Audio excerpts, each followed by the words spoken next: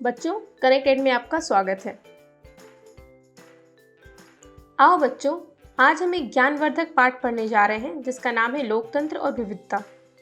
और इस पाठ में हम पढ़ेंगे लोकतंत्र और विविधता, नागरिक अधिकार आंदोलन, समानताएं और विभाजन, सामाजिक भेदभाव की उत्पत्ति, विभिन्नताओं में सामंजस्य और टकराव, समरूप, सामाजिक विभाजन की राजनीति, परिणामों का दायरा, 3 मुख्य आयाम। लोकतंत्र सारी सामाजिक विभिन्नता, अंतरों और वर्तमान स्थितियों के बीच सामंजस्य बिठाकर उनका सर्वमान्य समाधान देने की कोशिश करता है। हम सामाजिक विभाजन की सार्वजनिक अभिव्यक्ति को जानने की कोशिश करेंगे। सामाजिक विभिन्नता और लोकतांत्रिक राजनीति एक दूसरे को प्रभावित करती है। क्षेत्रीय विविधताओं को साथ लेकर चलने के लिए सत्ता का बंटवारा किया जा सकता है। लोगों की विशिष्ट पहचान केवल भाषा और क्षेत्र के आधार पर ही नहीं, बल्कि कई बार लोग अपनी पहचान और दूसरों से अपने संबंध वर्ग, धर्म, लिंग, जाति, कबीले वगैरह के आधार पर भी परिभाषित करते हैं।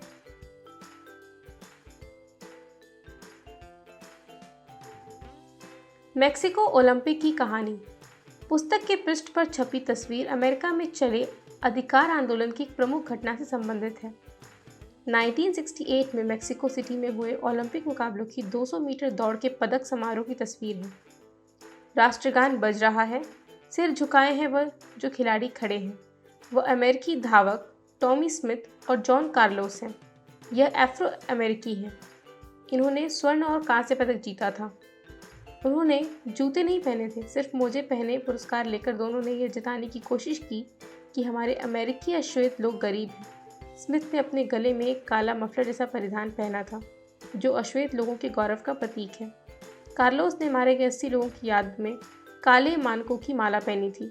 अपने इन प्रतीकों और तौर तरीकों से अमेरिका में होने वाले रंग भेद के प्रति अंतर्राष्ट्रीय बिरादरी का ध्यान खींचने की कोशिश की।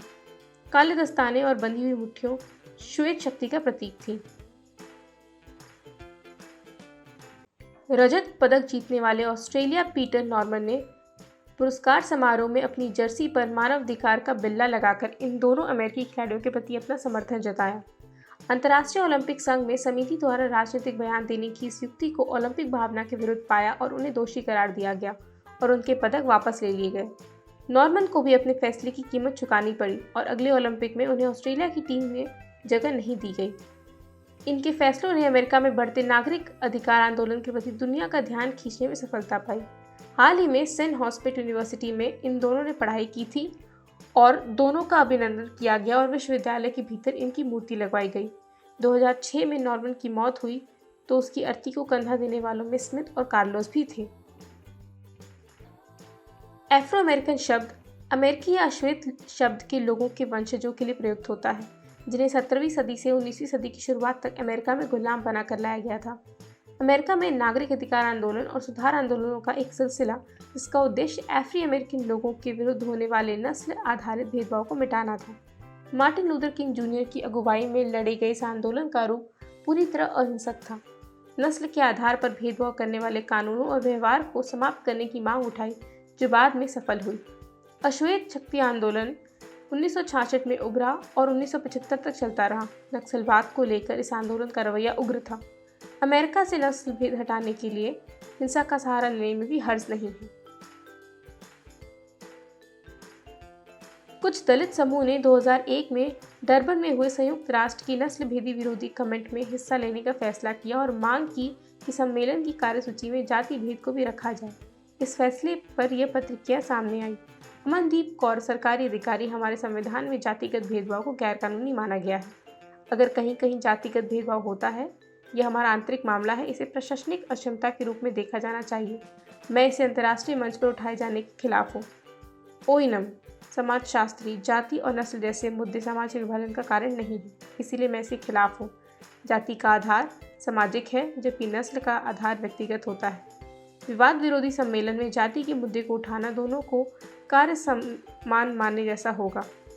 अशोक दलित कार्यकर्ता रिश्तेदार किसी मुद्दे को आंतरिक मामले कहना दमन और भेदभाव पर खुली चर्चा को रोकना है।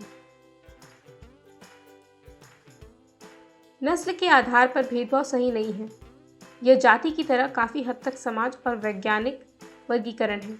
इस सम्मेलन में जातिगत भेदभाव का मसला उठना चाहिए, समानताएं और विभाजन के विषय में जानेंगे।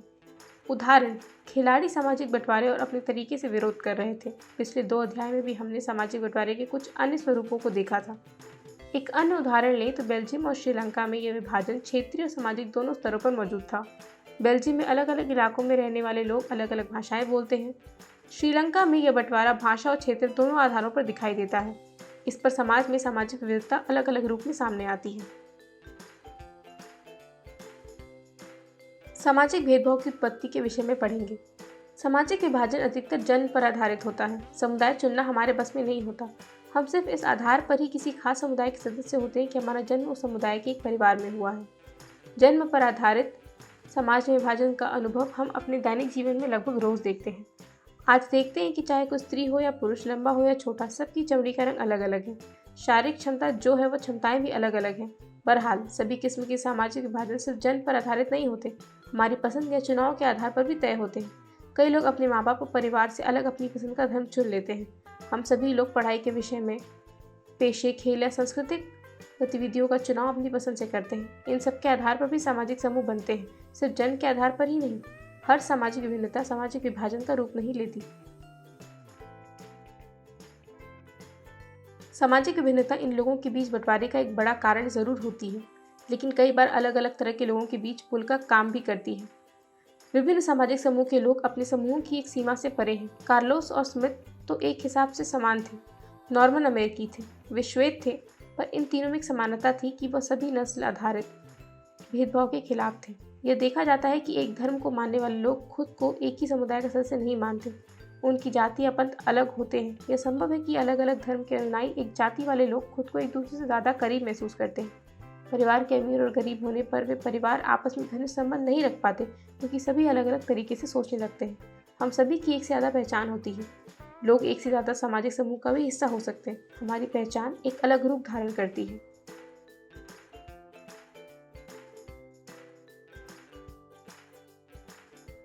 विभिन्नता के टकराव के विषय में जानेंगे। सामाजिक विभाजन तब होता है जब कुछ समाज दूसरे अनेक विभिन्नताओं से ऊपर और बड़े हो जाते हैं। अमेरिका में अश्वेत का अंतर एक सामाजिक विभाजन भी बन जाता है। अश्वेत लोग आमतौर पर गरीब हैं, भेदभाव का शिकार होते हैं। विदेश में भी दलित ज़्यादातर गरीब और भूमिहीन हैं। इन्हें भी अक्सर भेदभाव और अन्याय का शिकार होना पड़ता है। यह एक तरह के सामाजिक अंतर से ज़्यादा महत्वपूर्ण बन जाता है और लोगों को यह महसूस होने लगता है कि वह दूसरे समुदाय के हैं। इससे एक सामाजिक विभाजन की स्थिति पैदा होती है। किसी एक मुद्दे पर कई समूह के हित पर एक जैसे हो जाते हैं, जबकि किसी दूसरे मुद्दे पर नज़रिए में अंतर हो सकता है। आयरलैंड और नीदरलैंड का उदाहरण समझेंगे। यह ईसाई बहुल देश है। यहाँ के लोग प्रोटेस्ट और कैथोलिक खेमे में बैठे हैं। उत्तरी आयरलैंड में वर्ग और धर्म के बीच गहरी समानता है। वहाँ का कैथोलिक समुदाय गरीब है। लंबे समय से उसके साथ भेदभाव होता आया है। नीदरलैंड में धर्म के बीच एक ऐसा मेल नहीं रहता। वहाँ कैथोलिक और प्रोटेस्टेंट दोनों में अमीर और गरीब दोनों हैं, पर उत्तरी आयरलैंड में कैथोलिक और प्रोटेस्टेंट के बीच भारी मारकाट चलती रहती है। पर नीदरलैंड में ऐसा नहीं होता। जब सामाजिक विभिन्न मुद्दे एक दूसरे से गुज जाते हैं, गहरे सामाजिक विभाजन की जमीन तैयार होने लगती है। जहाँ ये सामाजिक विवरण एक साथ कई समूहों में विद्यमान होता है और इन्हें संभालना अपेक्षाकृत आसान होता है। अधिकतर समाज में आज कई किस्म के विभाजन दिखाई देते हैं। बड़ा हो या छोटा, इसमें खास फर्क नहीं पड़ता। भारत काफ़ी बड़ा देश है और इनमें अनेक समुदाय के लोग रहते हैं। वहीं नीदरलैंड छोटा देश है, पर वहाँ एक समुदाय के लोग हैं। जर्मनी और स्वीडन जैसे समरूप समाज भी, जहाँ मोटे तौर पर अधिकतर लोग एक ही नस्ल और संस्कृति के हैं, दुनिया के दूसरे हिस्सों से पहुँचने वाले लोगों के कारण तेजी से बदलाव हो रहा है। वे अपने साथ अपनी संस्कृति लेकर पहुँचते हैं। उनकी अपना अलग समुदाय बनाने की प्रवृत्ति होती है। आज दुनिया के अधिकतर देश बहुसांस्कृतिक हो गए हैं। सामाजिक विभाजनों की राजनीति के विषय में जानेंगे। सामाजिक विभाजन राजनीति को प्रभावित करता है। राजनीतिक और सामाजिक विभाजनों का मेल बहुत खतरनाक और विस्फोटक लगता है। लोकतंत्र में विभिन्न राजनीतिक पार्टियों के बीच प्रतिद्वंद्विता का माहौल होता है। इस प्रतिद्वंद्विता के कारण समाज शिकार बनता है। इस राजनीतिक दल समाज में मौजूद विभाजनों के हिसाब से राजनीतिक होड़ करने लगे तो इसमें राजनीतिक विभाजन हो सकता है और ऐसे में देश विखंड की तरफ जा सकता है। ऐसा कई देशों में हो चुका है। इसका दायरा समझने के लिए उत्तरी आयरलैंड का उदाहरण लेंगे। ग्रेट ब्रिटेन का ये हिस्सा काफ़ी लंबे समय से हिंसा, जाति कटुता और राजनीतिक टकराव की गिरफ्त में रहा है। यहाँ की आबादी मुख्यतः ईसाई ही है, पर धर्म कि 2 प्रमुख पदों पर बुरी तरह पर बैठी है। 53% आबादी प्रोटेस्टेंट है जबकि 44% रोमन कैथोलिक है। इनका प्रतिनिधित्व नेशनल पार्टियां करती हैं। उत्तर आयरलैंड को आयरलैंड गणराज्य के साथ मिलाया जाए।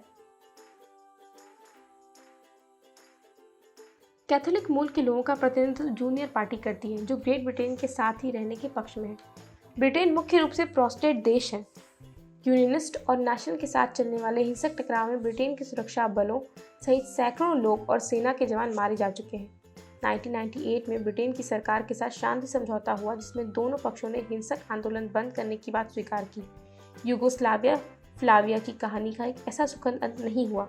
वहाँ धार्मिक और जातीय विभाजन के आधार पर शुरू हुई राजनीति बोर्ड में यूगोस्लाविया कई टुकड़ों में बढ़ गया। ऐसे उदाहरणों के आधार पर कई लोग ये निष्कर्ष निकालते हैं कि राजनीतिक और सामाजिक विभाजन का मेल नहीं होना चाहिए। दिनेश बुल्गारिया घूमकर आया था। विदेश घूमकर आने की बात सबको बताई। रोमानी लोगों के बारे में बताया, वहाँ की गरीबी, अस्पताल और भेदभाव के विषय में बताया। रोमानी लोग इलाज कराने के लिए बुल्गारिया के अस्पताल में पहुँच जाते हैं। सर्वश्रेष्ठ स्थिति यह है कि समाज में किसी किस्म का विभाजन ही ना हो। किसी देश में सामाजिक विभाजन है, दुनिया के अधिकतर देशों में सामाजिक विभाजन है और सामाजिक विभाजन राजनीतिक शक्ल भी अख्तियार करते हैं। राजनीतिक दलों के लिए सामाजिक विभाजन की बात करना और विभिन्न समूह से अलग अलग वायदे करना बड़ा स्वाभाविक बात है।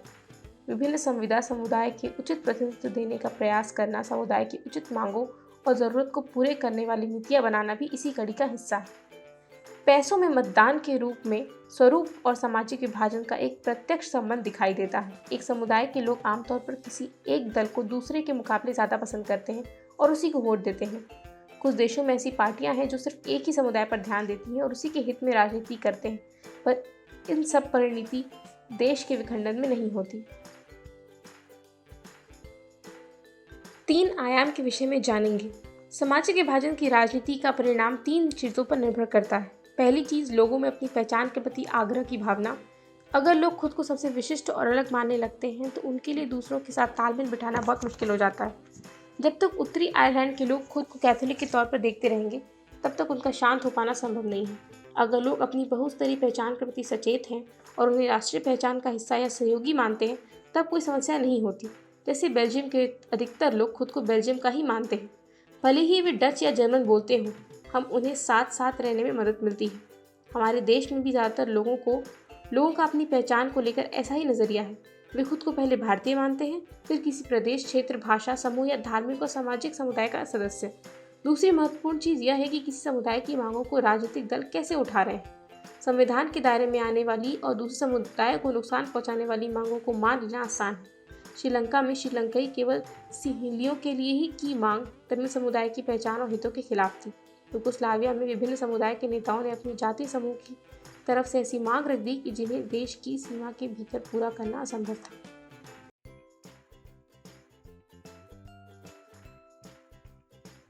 तीसरी चीज़ है सरकार का रुख। सरकार इन मांगों पर प्रतिक्रिया व्यक्त करती है। यह भी एक महत्वपूर्ण है, जैसे कि हमने बेल्जियम और श्रीलंका के उदाहरणों में देखा। अगर शासन साझेदारी करने को तैयार हो, अल्पसंख्यक समुदाय की उचित मांगों को पूरा करने के प्रयास ईमानदारी से किया जाए तो सामाजिक विभाजन मुल्क के लिए खतरा नहीं बनते। अगर शासन राष्ट्रीय एकता के नाम पर किसी ऐसी मांग को दबाना शुरू कर देता है तो अक्सर उल्टे और नुकसानदेह परिणाम ही निकलते हैं। ताकत के दम पर एकता बनाए रखने की कोशिश अक्सर विभाजन की ओर ले जाती है। इस तरह इसमें सामाजिक विभिन्नता पर जोर देने की बात को हमेशा खतरा मानकर नहीं चलना चाहिए। लोकतंत्र में सामाजिक विभाजन की राजनीति अभिव्यक्ति एक सामान्य बात है और स्वस्थ राजनीति का लक्षण भी हो सकता है। इसी से विभिन्न छोटे सामाजिक समूह हाशिए पर पड़ी जरूरतों और परेशानियों को जाहिर करते हैं और सरकार का ध्यान अपनी तरफ खींचते हैं। राजनीति में विभिन्न तरह के सामाजिक विभाजन के व्यक्ति ऐसे विभाजनों के बीच संतुलन पैदा करने का काम करते हैं। इसके चलते कोई भी सामाजिक विभाजन एक हद से ज्यादा उम्र तक नहीं रह पाता। इस स्थिति में लोकतंत्र मजबूत ही होता है, पर विभिन्नता के प्रति सकारात्मक नजरिया रखना और सभी चीज़ों की सहमति करने की इच्छा रखना इतना आसान नहीं है। जो लोग खुद को वंचित, उपेक्षित और भेदभाव का शिकार मानते हैं उन्हें अन्याय से संघर्ष भी करना होगा। अक्सर लोग लोकतांत्रिक रास्ता ही इख्तियार करते हैं। लोग शांतिपूर्वक और वैधानिक तरीके से अपनी मांगों को उठाते हैं, उनके लिए दबाव बनाते हैं और किसी उसका समाधान पाने का प्रयास करते हैं। कई बार सामाजिक असमानता इतनी ज़्यादा गैर बराबरी और न्याय वाली बात होती है कि उनको स्वीकार करना असंभव होता है। ऐसी गैर बराबरी और न्याय के खिलाफ होने वाले संघर्ष कई बार हिंसा का रास्ता भी अपना लेते हैं। और के खिलाफ खड़े हो जाते हैं। इतिहास बनता है कि ऐसे तमाम गड़बड़ियों की पहचान और विविधता को समाहित करने का लोकतंत्र ही सबसे अच्छा तरीका है।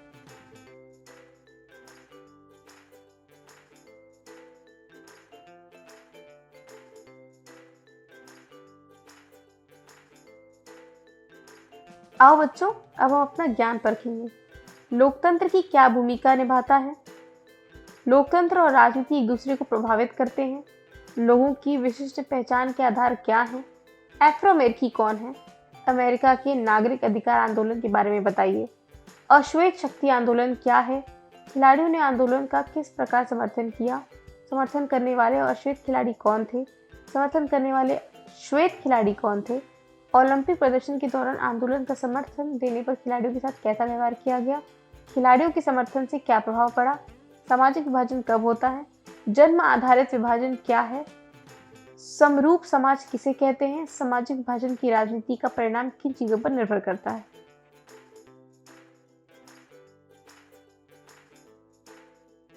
शाबाश बच्चों, बहुत अच्छा किया। आओ अब उत्तर जानें। लोकतंत्र सारी सामाजिक भिन्नता, अंतरों और समानता के बीच सामंजस्य बिठाकर उनका सर्वमान्य समाधान देने की कोशिश करता है। सामाजिक भिन्नता और लोकतांत्रिक राजनीति एक दूसरे को प्रभावित करते हैं। कभी ये देश के हित में होता है तो कभी कभी देश की एकता को प्रभावित करता है। लोगों की विशिष्ट पहचान भाषा तथा क्षेत्र के आधार पर होती है, परंतु कई बार यह पहचान दूसरों से अपने संबंध, शारीरिक बनावट, धर्म, वर्ग, लिंग, जाति, कबीले आधार पर भी परिभाषित की जाती है। अमेरिकन अश्वेत अमेरिकी शब्द उन अफ्रीकी लोगों के वंशजों के लिए प्रयुक्त होता है जिनको 17वीं सदी से लेकर 19वीं सदी की शुरुआत तक अमेरिका में गुलाम बनाकर लाया गया था। मार्टिन लूथर किंग जूनियर की अगुवाई में यह आंदोलन किया गया था। इस आंदोलन का स्वरूप पूरी तरह से अहिंसक था। इसे नस्ल के आधार पर भेदभाव करने वाले कानूनों और व्यवहारों को समाप्त करने की मांग के लिए किया गया था, जो अंत में सफल हुआ। यह आंदोलन 1966 में उभरा था, 1975 तक चलता रहा। नस्लवाद को लेकर इस आंदोलन का रवैया ज्यादा उग्र था। इसका मानना था कि अमेरिका में नस्लवाद मिटाने के लिए हिंसा का सहारा लेने में कोई हर्ज नहीं है। पदक ग्रहण करते समय खिलाड़ी सिर झुकाए तथा मुट्ठी ताने हुए थे। उन्होंने जूते नहीं पहने थे ताकि गरीबी दिखा सके। गले में काला मफलर जैसा परिधान पहना था जो अश्वेत लोगों को आत्मगौरव का प्रतीक है। कार्लोस ने मारे गए अश्वेत लोगों की याद में काले मानकों वाली एक माला पहनी थी। काले दस्ताने और बंधी हुई मुट्ठियां अश्वेत शक्ति का प्रतीक है। पीटर मार्बल नॉर्मन ने अपनी जर्सी पर मानवाधिकार का बिल्ला लगाकर समर्थित किया। समर्थन करने वाले अमेरिकी धावक टॉमी स्मिथ और जॉन कार्लोस अश्वेत खिलाड़ी थे जो आंदोलन का समर्थन कर रहे थे। पीटर नॉर्मन समर्थन करने वाले श्वेत खिलाड़ी थे। अंतर्राष्ट्रीय ओलंपिक संघ ने कार्लोस और स्मिथ द्वारा राजनीतिक बयान देने की इस युक्ति को ओलंपिक भावना के विरुद्ध बताते हुए दोषी करार किया। उनके पदक वापस ले लिए गए। नॉर्मन भी कीमत चुकानी पड़ी। अगले ओलंपिक में उन्हें ऑस्ट्रेलिया की टीम में जगह नहीं दी गई। खिलाड़ियों के समर्थन ने सारी दुनिया का ध्यान आंदोलन की तरफ खींचा। सामाजिक विभाजन तब होता है जब कुछ सामाजिक अंतर दूसरे अनेक विभिन्नताओं से ऊपर और बड़े हो जाते हैं। जन्म आधारित समाज विभाजन जन्म के आधार पर होता है। किसी खास समुदाय में जन्म लेने से हम उसका हिस्सा हो जाते हैं। स्वरूप समाज वह समाज है जहाँ मोटे तौर पर अधिकतर लोग एक ही नस्ल संस्कृति के हैं, जैसे स्वीडन और जर्मनी।